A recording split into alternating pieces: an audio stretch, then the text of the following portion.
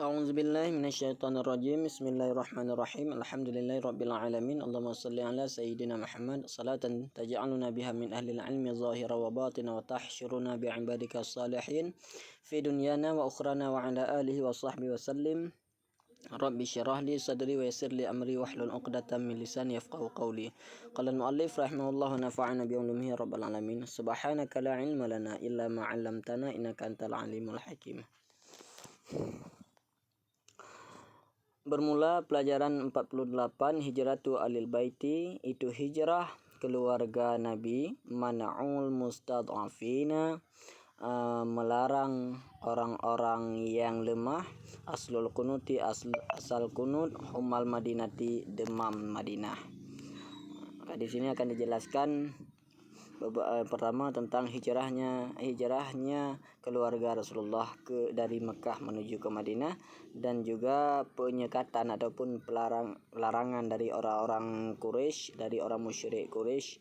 Mereka melarang orang-orang lemah dari hijrah. Kemudian asal kunut dan kejadian demam di Madinah. Lama istaqarra Rasul, manakala menetaplah Rasul sallallahu alaihi wasallam bil Madinati, di Madinah, niscaya mengirim ianya Rasul fi talabi man, untuk mencari siman, takhallafa, yang tertinggal ianya man min ahlihi, dari keluarganya Nabi. Fa kharaja ma'ahu, maka keluar beserta mereka keluarga Nabi oleh Abdullah bin Abi Bakar.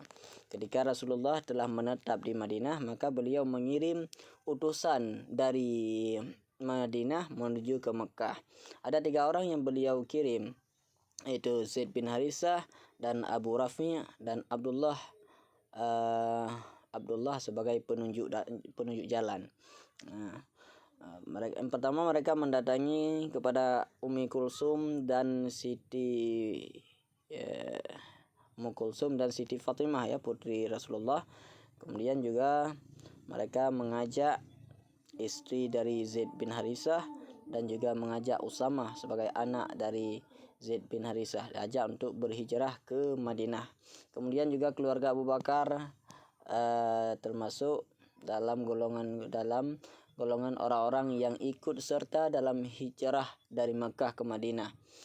Siti Aisyah anak Abu Bakar, Siti Asma juga anak Abu Bakar, Abdullah bin Abu Bakar juga ikut dalam hijrah ke Madinah.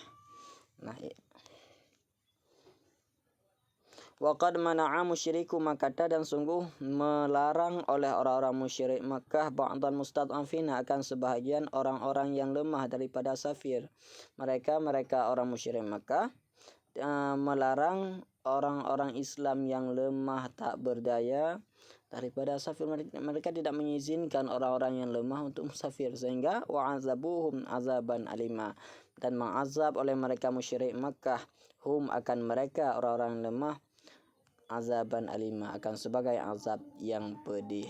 Terlalu berat siksaan yang orang-orang musyrik Mekah melakukannya kepada orang-orang lemah, orang-orang Islam yang lemah, yang berhasil mereka cegah dari hijrah ke Madinah. Fakana Rasul, maka adalah Rasul sallallahu alaihi wasallam, yad'u lahum, itu berdoa yang Rasul lahum, bagi mereka orang-orang yang lemah yang disiksa di Makkah oleh orang-orang musyrik, fi witril isya'i, dalam witir isya, wa salatis subhi, dan salat subuh, pada rukuk, setelah rukuk, wa qablahu, dan sebelumnya rukuk. Makanya nanti ada khilafiyah ulama. Dari sinilah terjadi khilafiyah ulama, karena Rasulullah berdoa artinya kunut ini, wahaza aslul kunut, dan bernama ini itu asal kunut. Ada yang setelah ruku', ada yang sebelum ruku'. Sehingga nanti ada khilafiyah ulama. Ada yang menyatakan posisi kunut adalah sebelum ruku', ada yang menyatakan posisi kunut adalah setelah ruku', bangkit dari ruku' itu di tentang i'tidal. Luar biasa Rasulullah menyayangi kepada umatnya.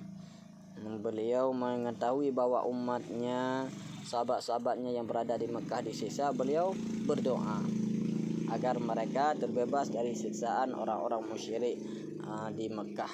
Ini merupakan kecintaan Rasulullah yang sangat besar kepada umat-umat dan sahabat-sahabatnya. Mungkin kita tidak bisa membalas dan membayar, menunaikan hak-hak kita kepada Rasulullah sallallahu alaihi wasallam. Asaba katsiran minal muhajirina, menimpa akan kebanyakan minal muhajirina dari orang-orang muhajirin, humma oleh penyakit demam. Jadi mereka orang-orang yang dari Mekah hijrah ke Madinah, mereka banyak yang tertimpa penyakit demam. Mungkin dikarenakan perubahan cuaca secara drastis, karena ada yang menyatakan bahwa di Madinah itu suhunya dingin, sementara di Makkah suhunya terlalu panas.